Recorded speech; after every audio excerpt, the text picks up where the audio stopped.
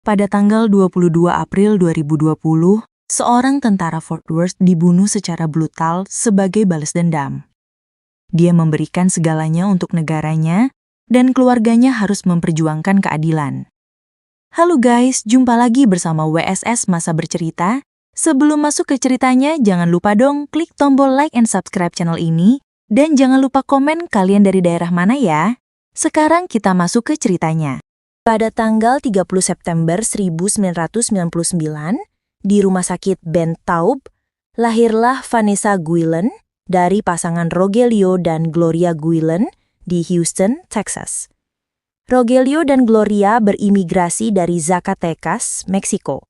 Vanessa memiliki 5 saudara kandung. Keluarganya adalah penganut Katolik yang sangat taat. Dia adalah seorang gadis atletis, suka bermain sepak bola, lari lintas alam, dan angkat beban.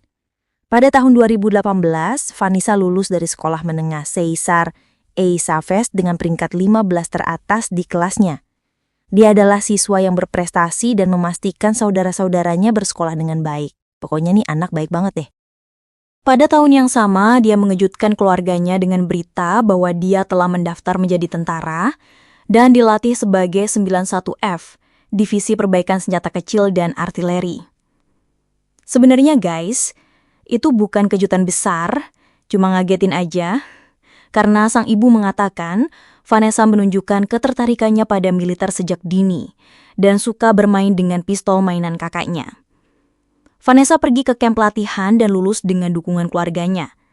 Keluarga mengatakan itu adalah hari yang membahagiakan dan mereka sangat bangga padanya. Vanessa ditempatkan di Fort Hood, Texas, yang membuat mereka semakin bahagia karena jaraknya hanya beberapa jam dari Houston, dan Vanessa selalu pulang setiap akhir pekan. Vanessa selalu pamer tentang prestasinya dan bangga bisa bergabung dengan tentara. FYI guys, Vanessa bertunangan dengan tunangannya yang bernama Juan, yang dia temui di Queen Vanera. Dia mencintainya dan mengatakan dia adalah orang paling tak kenal takut yang pernah dia temui. Vanessa sangat dekat dengan ibunya, Gloria. Singkat cerita, Gloria memperhatikan bahwa Vanessa tampak kesal karena sesuatu. Vanessa tiba-tiba menjadi pendiam, kurang tidur, dan tidak banyak komunikasi. Vanessa akhirnya mengaku kepada ibunya bahwa dia telah dilecehkan secara seksual oleh seorang sersan yang dia enggan sebutkan namanya. Dia menuduh petugas itu menguntit dan mengawasinya saat dia berolahraga. Dia tidak hanya merasa tidak nyaman di tempat kerja, tetapi juga di rumah. Gara-gara kejadian itu, dia jadi gelisah dan gak bisa tidur. Gloria yang prihatin dengan kondisi putrinya menawarkan bantuan untuk melaporkan petugas tersebut. Namun Vanessa menolak karena dia mengenal perempuan lain yang mengalami situasi serupa dan ketika mengadu kepada petugas, hanya kecewa yang dia dapat karena sudah pasti diabaikan. Setelah beberapa kali diyakinkan oleh ibunya, akhirnya dia mau melaporkannya. Tetapi sayangnya, dia tidak pernah mendapat kesempatan.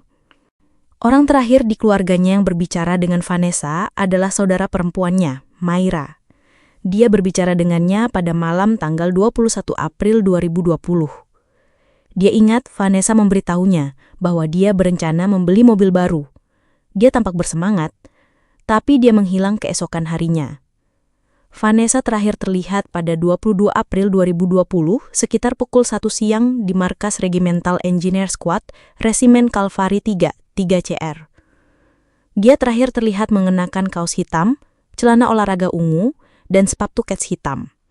3CR adalah unitnya, tempat dia bekerja di gudang senjata, memperbaiki senjata ringan dan artileri.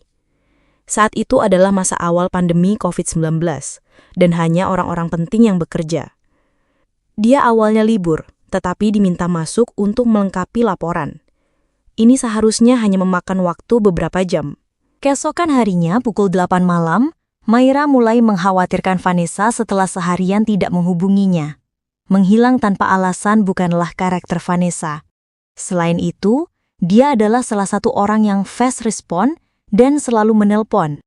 Mayra berbicara dengan Juan, dan Juan mengatakan dia melewatkan rutinitas sehari-hari mereka untuk berbicara di siang hari.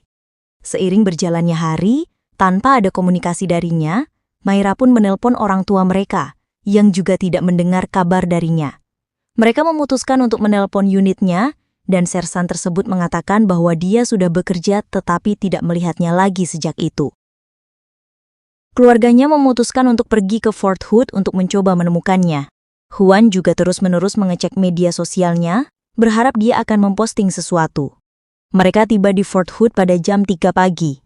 Saat ini, mereka hanya dapat menghubungi satu orang yang mengatakan untuk menelpon pada jam 8 pagi. Mereka bertemu dengan pimpinan yang mengatakan bahwa jeep putihnya masih di tempat parkir. Vanessa juga sepertinya meninggalkan kunci mobil, ID dan kunci baraknya di dalam gudang senjata. Polisi akhirnya menawarkan keluarga tersebut untuk memeriksa kamar barak Vanessa.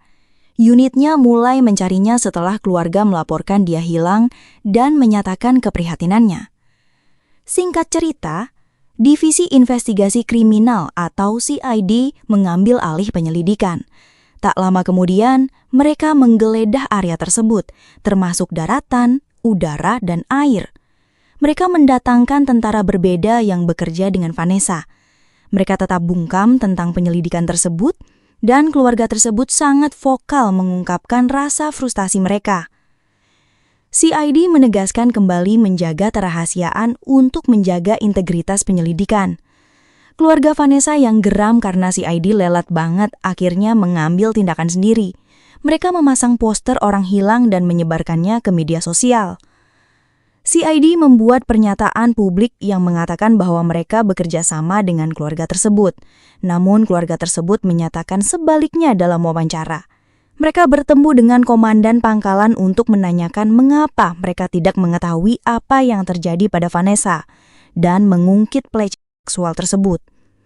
Segera setelah pertemuan tersebut, keluarga tersebut menyewa seorang pengacara untuk mewakili mereka dan memperjuangkan Vanessa. Saat itulah mereka mulai bekerja dengan Texas Equi Search. Mereka membantu mencari orang hilang tanpa biaya kepada keluarga dengan menggunakan kuda, ATV, perahu, dan radar tembus. Keluarga dan pendukungnya melakukan protes di luar Fort Hood pada tanggal 1 Mei. FYI guys, jadi Vanessa memiliki rencana untuk mendaki bersama teman-temannya, yaitu Tay Hike Tower dan CJ Landy pada hari itu juga. Tapi mereka tidak mendengar kabar dari Vanessa. Tay pergi ke kamarnya, namun teman sekamarnya mengatakan dia tidak ada. Tay melihat kendaraannya, tetapi Tay tahu Vanessa bekerja sama atau satu tim dengan seorang tentara bernama Aaron Robinson. Tay pun menelpon Robinson, yang pada saat itu mengaku dia datang bekerja bersama. Tapi mereka tidak berbicara. Dia melakukan apa yang dia perlukan lalu pergi menuju ke kantor motor pool. Staf motor pool yang bekerja malam itu mengatakan dia tidak pernah datang. Namun, ketika supervisor lainnya bertanya kepada Aaron mengatakan interaksi mereka biasa saja. Berbeda ketika dia bilang sama Tay. Tadi kan dia bilang ke Tay tidak berbicara dengannya. Wah, nggak beres nih. Tay dan CJ langsung menjurigainya. Pada tanggal 24 April, dia terdaftar sebagai absen tanpa izin. Nah, si Aaron adalah orang terakhir yang diketahui melihatnya sekitar jam 1 siang. Menurutnya, dia pergi untuk mendapatkan nomor seri senjata kaliber 50 dan bahkan mengirim SMS kepadanya tentang tugas ini. Mereka tidak pernah menyelidiki hal ini dan tidak pernah menanyakan pertanyaan lanjutannya. Nah, pada tanggal 18 Mei, para saksi melaporkan kepada CID bahwa mereka melihat Aaron pada tanggal 22 April dengan tas besar, mendorongnya melintasi tempat parkir dan berusaha memasukkannya ke dalam kendaraannya. CID pergi untuk berbicara dengan Aaron dan dia menyetujui teleponnya diperiksa. Pada tanggal 19 Juni, mereka menanyai Cecil, pacarnya Aaron, yang diduga bersamanya sepanjang malam. Ketika mereka bertanya padanya apakah mereka bersama, Cecil menjawab, "Iya, memang kami bersama," lalu pergi keluar. Menurut Cecil, mereka berkendara di sepanjang Sungai Leon untuk melihat bintang-bintang. Ini cocok dengan catatan GPS, sehingga CID memperluas pencarian ke area tersebut. Pada tanggal 9 Juni, hadiah $15.000 ditawarkan untuk setiap informasi yang mengarah pada keberadaan Vanessa, kemudian ditingkatkan menjadi $25.000. Pada tanggal 17 Juni, imbalan yang diberikan oleh Angkatan Darat ditingkatkan oleh Liga Warga Negara Amerika Latin Bersatu menjadi $50.000. Pada tanggal 20 Juni, di dekat Belton, Texas, mereka menemukan bekas sesuatu yang dibakar dengan sepetak tanah yang rusak. Mereka menemukan tutup kotak keras yang terbakar, tetapi di dalamnya tidak ada sisa manusia, guys. Pada tanggal 30 Juni, kontraktor yang bekerja di sepanjang Sungai Leon menemukan sebagian sisa-sisanya. Daerah yang sama telah digeledah setelah ditemukan gundukan api yang terbakar di dekatnya. Penyelidik berteori bahwa sisa-sisa tersebut yang sebelumnya terkubur di bawah beton telah digali oleh satwa liar. Pada hari yang sama, pada hari ulang tahun Mayra, tim menelponnya untuk memberitahu bahwa mereka menemukan sisa-sisa manusia dan pencarian akan dihentikan sampai jasad itu dapat diidentifikasi. Dan setelah otopsi, ditetapkan bahwa itu adalah jasad Vanessa. Saat ini, Aaron dilarang keluar kamarnya karena melanggar kebijakan karantina COVID-19. Dia dibiarkan tinggal di kamarnya sambil bermain video game. Si ID memantau teleponnya untuk melihat apakah dia berbicara tentang sesuatu yang memberatkan. Pada jam 5 sore, mereka menempatkan penjaga di depan pintunya karena mereka takut dia akan lari. Sebuah pesan dikirim bahwa mereka akan menahannya dan memanggil anggota parlemen jika dia mencoba melarikan diri. Ketika Aaron mengetahui bahwa mereka menemukan sisa-sisanya, dia mengirim pesan berisi gambar TKP kepada Cecil dan memberitahunya.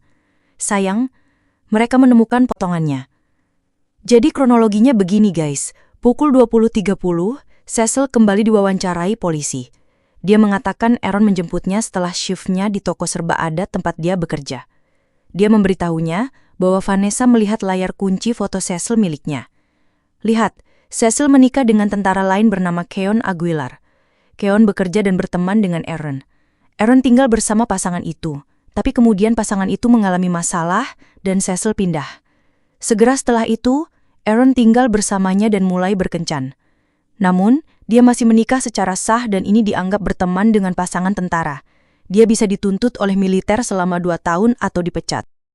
Dia menyampaikan kepada Cecil bahwa Vanessa melihat fotonya, mengetahui perselingkuhannya dan mengancam akan menyerahkannya. Aaron, yang marah dan takut pangkatnya akan berakhir, lalu langsung mendatangi Vanessa selanjutnya.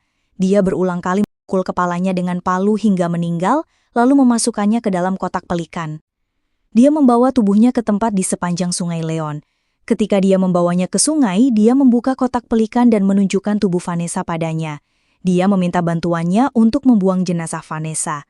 Mereka memotong tubuhnya dengan parang dan kapak kecil dan mencoba membakarnya. Namun api tidak mau menyala. Mereka menggali 3 lubang dan mengubur bagian tubuh di dalam lubang tersebut. Saat berkendara menjauh, mereka melemparkan parang, palu, kapak, dan telepon genggam Vanessa keluar jendela. 2 hari kemudian, mereka kembali dengan jaring rambut dan beton yang dibawa Cecil dari pasar. Mereka pergi menggali sisa-sisanya, membakarnya lagi dengan sarung tangan dan jaring rambut, dan menutupinya dengan larutan alkali dan beton. Ketika mereka kembali ke rumah, mereka membakar pakaian mereka. Kembali ke Aaron. Sekitar jam 10 malam, dia menerima telepon dari ibunya. Penjaga itu mendengar Aaron menyuruhnya untuk tidak mempercayai apa yang dia dengar tentang Aaron. Ia kemudian memutuskan untuk lari, namun penjaga tidak bisa berbuat banyak untuk menahannya. Cecily pun menghubunginya agar dia mengakui. Dia tidak menyangkal telah membunuh Vanessa atau bahwa mereka mengubur jenazahnya yang terbakar. Petugas akhirnya melacak Aaron pada tanggal 2 Juni ketika dia sedang berjalan di jalan. Tetapi begitu mereka mendekatinya, dia menembak dirinya sendiri. Dia berusia 20 tahun dari Calumet City, Illinois. Ia bergabung dengan militer pada tahun 2017 dan dilatih sebagai insinyur tempur. Pada saat kematiannya, ia memperoleh pangkat spesialis E4. Karena pekerjaannya, Vanessa dan Aaron sering bekerja bersama.